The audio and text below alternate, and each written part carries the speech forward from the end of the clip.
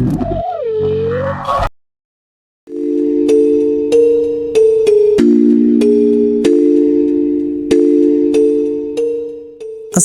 warahmatullahi wabarakatuh. Tidak semua tempat bisa dilupakan, karena ada tempat yang justru mengingat kita lebih dulu. Selamat datang di Cerita dari Mereka. Malam ini, kami akan membawa kalian ke sebuah sekolah, tempat belajar yang berubah menjadi tempat pemilihan korban. Karena di sana, yang mati tidak pernah benar-benar pergi. Inilah kutukan sekolah.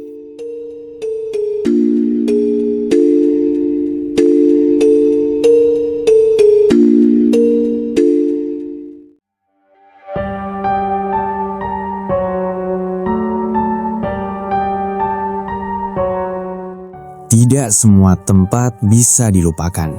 Ada tempat yang mengingat kita lebih dulu.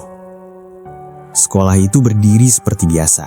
Bangunannya dicat ulang, lapangan basket diperbaiki, ring diganti baru. Tidak ada lagi bekas tali, tidak ada lagi bau dupa. Di atas kertas, kutukan telah selesai. Namun pada kenyataannya, sesuatu tertinggal. Hari pertama sekolah dibuka kembali setelah tragedi, udara terasa aneh, terlalu sunyi. Tidak ada suara burung, tidak ada angin. Bahkan langkah kaki para siswa terdengar seperti ditelan lantai. Aldi, siswa pindahan kelas 11, adalah orang pertama yang merasakannya. Ia berhenti di depan lapangan basket. Tempatnya gede banget, gumamnya.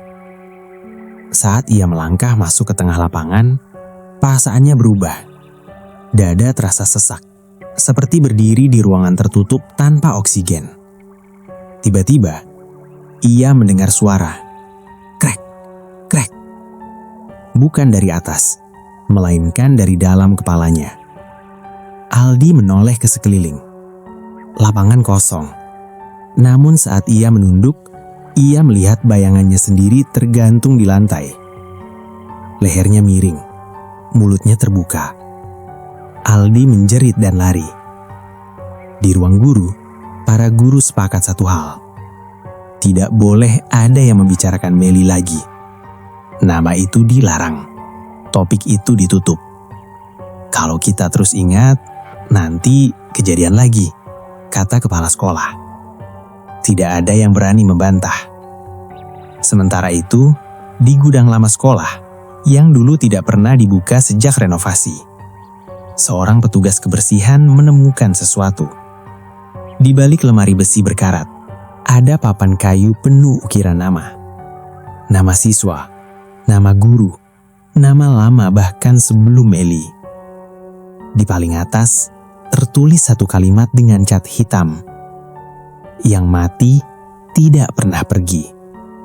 Saat papan itu disentuh, suara tangisan terdengar dari dinding. Malam pertama kegiatan ekstrakurikuler. Lapangan basket digunakan kembali. Sorot lampu menyala. Bola memantul. Tawa terdengar. Seolah semua normal. Sampai jam menunjukkan pukul 16.13. Lampu mati bersamaan.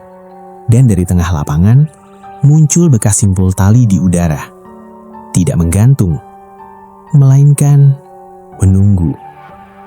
Seorang siswa tertawa gugup. Prank ya? Detik berikutnya, ia terangkat ke udara. Lehernya terpuntir, dan suara itu terdengar lagi. Kerak. Keesokan paginya, sekolah kembali ditutup. Namun kali ini, bukan karena satu arwah, melainkan karena sekolah itu sendiri mulai mengambil korban. Dan di dinding lapangan basket, muncul tulisan baru, tercoret darah. Belum selesai. Kutukan tidak pernah bekerja sendirian. Ia menular melalui rasa takut, melalui ingatan, dan melalui orang-orang yang mencoba pura-pura lupa. Sekolah itu ditutup selama 3 hari. Polisi datang, ambulans pergi, garis kuning terpasang di lapangan basket. Semua menyebutnya kecelakaan. Semua menyebutnya halusinasi massal. Tidak ada yang menyebut kata kutukan. Namun pada malam keempat, saat hujan turun tanpa petir, sekolah itu dibuka oleh sesuatu yang tidak berkepentingan dengan izin manusia. Dimas, anggota OSIS, mendapat giliran jaga malam. Ia sendirian, senter di tangan, jas hujan basah menempel di tubuh. Ia berhenti di depan papan pengumuman lapangan basket. Ada kertas baru tertempel. Padahal sore tadi belum ada. Tulisan tangan, hitam, tidak rapi. Kamu ingat aku. Dimas menelan ludah. Siapapun yang ngerjain ini, keluar, katanya. Suaranya bergetar. Senter bergetar saat ia menyinari lapangan. Kosong. Namun suara itu datang dari belakangnya. Krek. Bukan tali, melainkan tulang. Dimas berbalik. Di bangku penonton, duduk seorang siswi berseragam lama. Model seragam yang sudah tidak dipakai sejak belasan tahun lalu. Wajahnya pucat kebiruan, matanya cengkung, dan lehernya terpelintir ke samping, seperti dipaksa berputar melebihi batas manusia. Aku jatuh dari tangga, katanya lirih. Mereka bilang aku ceroboh. Dimas mundur. Kamu siapa? Siswi itu tersenyum, dan kepalanya berputar satu lingkar penuh. Kamu gak perlu tahu namaku. Lampu lapangan menyala sendiri, dan dari segala arah muncul mereka. Siswa dengan wajah pecah, guru dengan perut terbuka, siswi dengan mata keluar dari rongganya. Semuanya rusak. Semuanya masih mengenakan seragam. Dia nggak sendiri, bisik mereka serempak. Kami juga mati di sini. Dimas berlari, namun lapangan itu memanjang.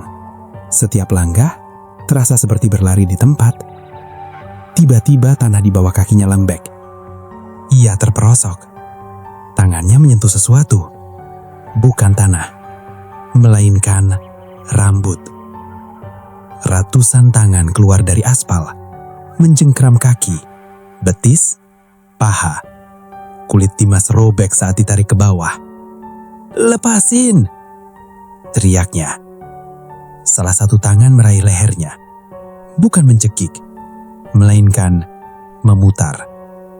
Pelan. Krak, krak. Dimas masih hidup saat lehernya terpuntir setengah. Ia merasakan tulangnya bergeser. Sarafnya terbakar.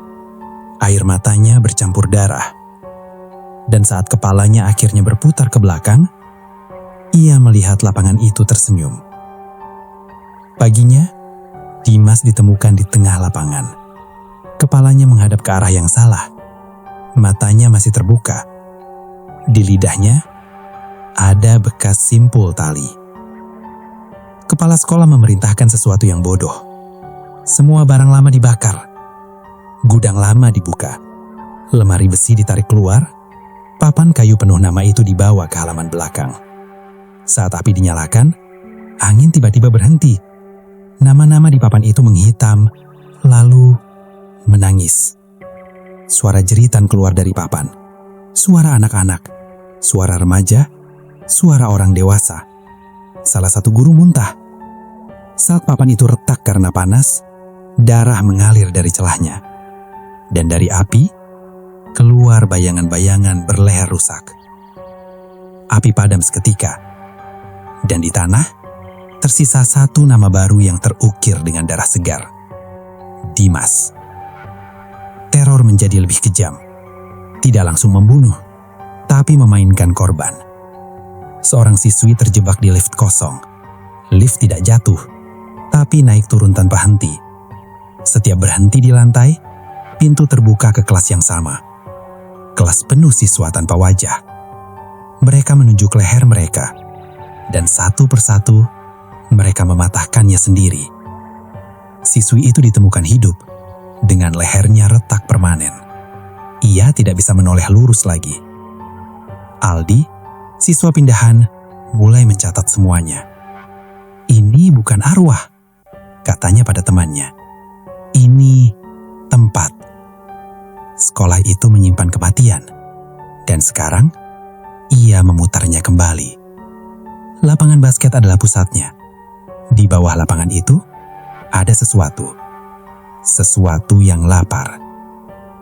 Malam itu hujan darah turun sebentar, hanya di area sekolah. Airnya lengket, berbau besi, dan di tembok lapangan basket muncul tulisan baru, lebih besar, lebih kasar. Kalian semua pernah diam. Sekarang giliran kami bersuara. Dan jauh di bawah tanah, sesuatu bergerak. Bukan Meli, bukan satu arwah, melainkan inti kutukan yang belum pernah disentuh siapapun. Ada bangunan yang berdiri di atas fondasi semen, dan ada yang berdiri di atas tulang manusia. Sekolah itu termasuk yang kedua. Aldi tidak tidur selama 2 malam. Setiap kali ia memejamkan mata, ia melihat leher manusia diputar perlahan. Bukan sampai mati, tapi cukup untuk merasakan semua rasa sakitnya. Ia mencatat semuanya di buku kecil. Jam kejadian, lokasi, korban, dan satu kesamaan yang tak bisa ia abaikan. Leher, selalu leher.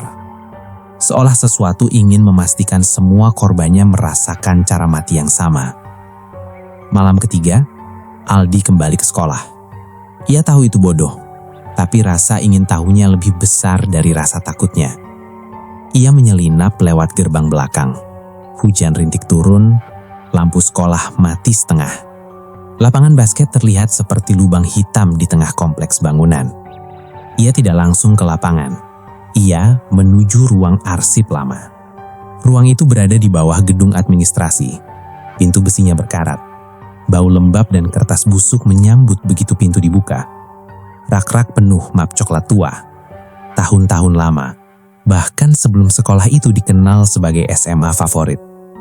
Aldi menyalakan senter dan menemukan map yang dicari. Tahun 1998. Kejadian internal. Isinya membuat perutnya mual. Bukan 1, bukan 2, 11 siswa dalam kurun waktu 3 bulan. Semua penyebab kematian ditulis sama. Kecelakaan. Padahal foto-fotonya berkata lain. Leher tertekuk, leher terpuntir, leher dengan bekas jeratan. Salah satu foto membuat tangan Aldi gemetar. Lapangan basket. Masih tanah, belum diplester, belum ada ring.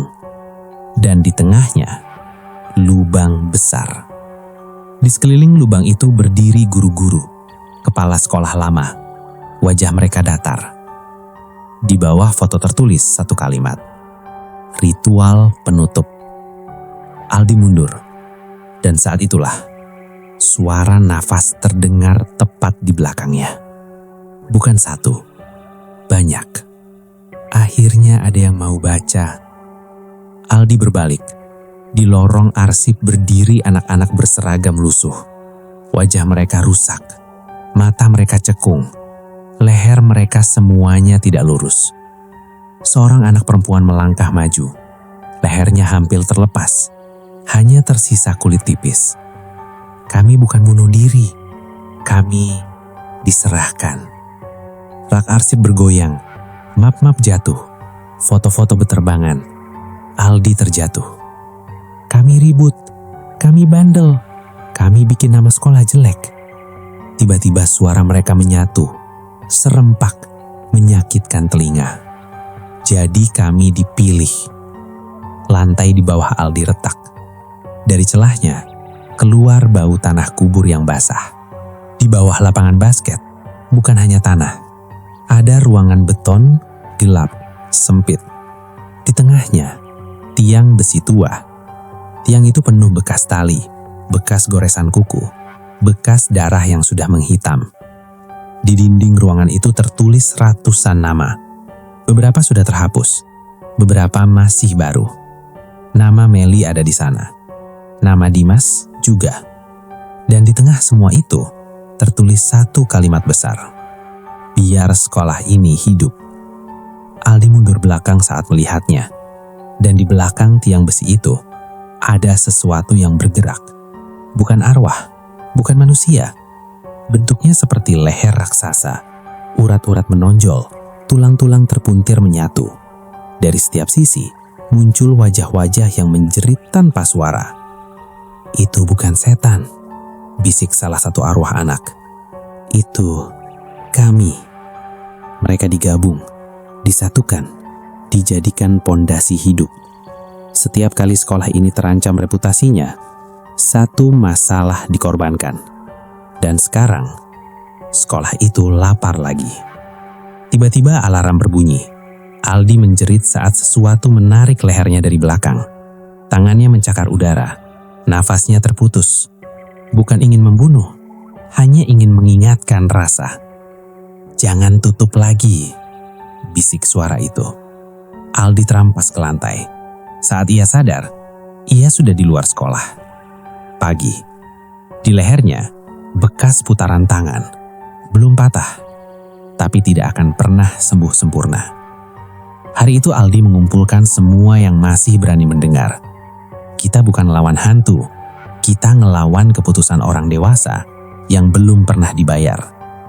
Dan di lapangan basket, tanah kembali retak. Tiang tua itu mulai naik, mencari korban baru. Kutukan tidak membutuhkan keadilan.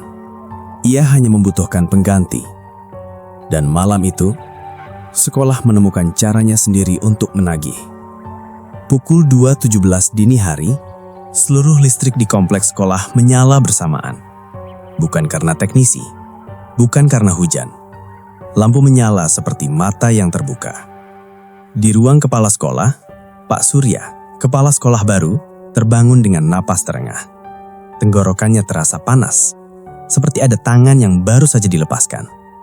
Di cermin mejanya, bayangannya tidak menirukan gerakannya. Bayangan itu berdiri tegak, lehernya miring ke kiri. Kamu bukan target awal, tapi kamu tinggal di dalam tubuh yang salah. Pak Surya mundur. Siapa kamu? Bayangan tersenyum. Kami sekolah ini. Di rumah Pak Surya, yang berjarak 500 meter dari sekolah, istrinya terbangun karena suara anaknya, Raka, 7 tahun, tertawa di kamar. Tertawa di jam segila itu. "Raka," panggil ibunya. Tidak ada jawaban. Saat pintu kamar dibuka, Raka berdiri di atas kasur. Di sekeliling lehernya ada bekas tali merah keunguan. Tapi ia tersenyum. "Bu," katanya polos. "Katanya aku lebih cocok." Lampu kamar mati. Dan suara krak terdengar pelan. Ibunya menjerit. Namun saat lampu kembali menyala, Raka masih berdiri. Hidup. Hanya saja, lehernya kini tidak bisa lurus lagi. Dan dari mulutnya, keluar suara yang bukan suara anak kecil. "Kami terima anaknya." Di sekolah, lapangan basket retak total. Aspal terbelah seperti kulit yang disobek. Dari bawahnya muncul tiang besi tua yang dulu terkubur, kini berdiri penuh, menjulang dengan puluhan tali menggantung. Dan kali ini, tali-tali itu bergerak sendiri. Alarm sekolah berbunyi. Guru-guru yang tinggal di asrama panik. Satpam berteriak. Namun gerbang sekolah tidak bisa dibuka. Tembok-tembok bergeser. Lorong memanjang. Tangga tidak lagi menuju lantai yang sama. Sekolah itu menutup dirinya sendiri. Seorang guru senior, Bu Ratna, mencoba melarikan diri lewat ruang kelas. Ia berlari sambil menangis. "Saya cuma nurut. Saya cuma diam." Saat ia masuk ke kelas kosong, kursi-kursi bergeser sendiri, menyusun lingkaran. Di tengah lingkaran, ada meja kecil. Dan di atas meja itu, foto anaknya. Bu Ratna jatuh berlutut. Jangan anak saya. Tolong, saya yang salah. Suara serempak terdengar dari dinding. Kami diam saat kami mati. Tali turun dari langit-langit melilit leher Bu Ratna, namun tidak ditarik. Sebaliknya, tali itu memutar, pelan, sedikit demi sedikit. Bu Ratna masih hidup saat lehernya berputar setengah. Ia muntah darah, matanya bergetar, rahangnya terlepas. Dan sebelum mati, ia mendengar suara anaknya berbisik. Kenapa dulu mama nggak nolong mereka? Aldi dan beberapa siswa bersembunyi di ruang UKS. Mereka mendengar semuanya. Tangisan, jeritan, suara tulang patah. Ini bukan balas dendam, ini seleksi. Tiba-tiba, pintu UKS berdenyut seperti jantung. Satu persatu nama muncul di pintu, bercahaya merah. Nama orang tua, nama saudara, nama adik kelas, nama Raka muncul. Aldi gemetar. Anak kecil juga? Seseorang berbisik. Jawaban datang dari Loron. Yang kecil lebih mudah diganti. Di lantai dasar, seorang siswi kelas 10 melihat adiknya, kelas 5 SD, berdiri di depan gerbang sekolah. "Kak," panggil adiknya. Ia berlari. Saat memeluk, ia merasakan tulang leher adiknya longgar, seperti hampir terlepas. Kata mereka, aku bisa nutup lubang, biar kakak lulus. Tali muncul dari tanah, melilit keduanya. Menarik. Keduanya ditemukan pagi hari. Satu mati, satu hidup. Dengan leher yang tidak pernah bisa menoleh lagi. Di tengah semua itu, sesuatu berubah. Tiang tua itu retak. Bukan karena rusak, tapi karena kelebihan isi. Terlalu banyak arwah, terlalu banyak rasa sakit. Dan dari dalamnya keluar suara yang lebih dalam, lebih tua. Cukup. Semua berhenti. Lampu mati. Tali jatuh. Sekolah sunyi. Dan dari retakan tiang itu, keluar sosok besar terbentuk dari leher, wajah, dan tubuh yang menyatu. Bukan hantu, bukan iblis, melainkan akumulasi semua pengorbanan. Kami lapar, tapi kami juga penuh. Aldi berdiri gemetar. Kalau kami bongkar semuanya, kalau kebenaran keluar, sosok itu menunduk. Maka sekolah ini mati. Dan untuk pertama kalinya, Aldi mengerti. Untuk menghentikan kutukan, tidak boleh ada sekolah lagi. Tidak semua cerita horor berakhir dengan cahaya. Sebagian berakhir dengan rutinitas baru. Pagi itu, matahari terbit seperti biasa. Burung kembali bernyanyi, lalu lintas kembali macet. Dan berita pagi hanya menyinggung satu hal kecil. SMA favorit di ibu kota resmi ditutup sementara karena insiden struktural. Tidak ada kata kematian. Tidak ada kata anak-anak. Tidak ada kata kutukan. Bangunan itu berdiri diam, tenang, seolah sudah kenyang. Aldi duduk di trotoar seberang sekolah sejak subuh. Lehernya masih dibalut kain. Setiap kali ia menelan ludah, rasa nyeri menjalar sampai ke kepala. Ia tahu, ini belum selesai.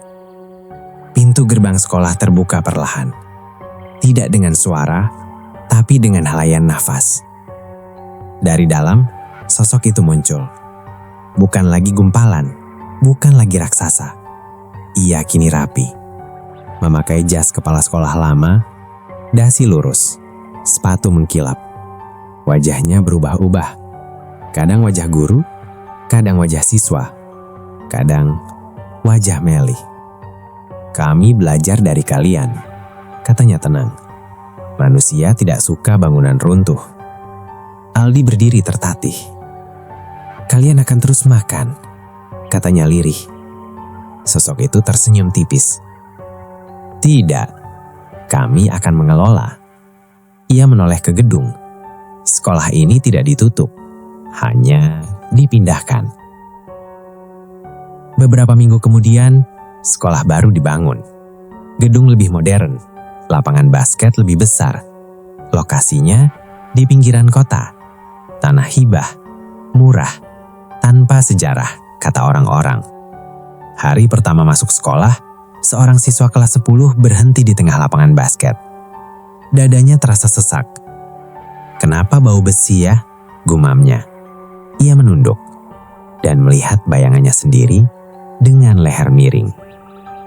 Di ruang guru, kepala sekolah baru mendatangani berkas. Prestasi harus dijaga, masalah jangan sampai keluar. Di bawah mejanya, lantai berdenyut. Di malam hari, satpam baru berkeliling. Ia berhenti di gudang olahraga. Ada suara gesekan. Krek, krek. Ia membuka pintu. Di dalam gudang berdiri rak baru, bersih, rapi, dan di dinding belakangnya papan kayu, masih basah, masih hangat, belum penuh nama. Aldi pindah kota. Ia mencoba hidup normal, tapi setiap kali ia melewati sekolah manapun, lehernya terasa berat, seperti ada tangan yang mengingatkan. Suatu malam, ia menerima pesan dari nomor tak dikenal. "Kami pindah. Terima kasih sudah diam." Aldi membanting ponselnya. Namun pantulan layar hitam itu memperlihatkan sesuatu berdiri di belakangnya. Tahun demi tahun berlalu, sekolah baru itu menjadi favorit. Prestasinya tinggi, kasusnya rendah. Tidak ada yang bertanya kenapa beberapa siswa pindah tanpa alasan. Kenapa beberapa guru mengundurkan diri tiba-tiba. Kenapa beberapa anak kecil di sekitar sekolah sering mengeluh lehernya sakit. Karena semuanya terlihat normal. Dan kutukan paling sempurna adalah yang tidak terlihat seperti kutukan. Suatu malam, seorang siswi baru pindahan duduk sendirian di lapangan basket. Ia menatap ring. Entah kenapa, ia merasa sedih tanpa sebab. Angin berhembus, dan suara itu datang lembut dari belakangnya. "Kamu capek?" Siswi itu menoleh. Tidak ada siapa-siapa. Namun di tanah, bayangannya berdiri dengan leher miring.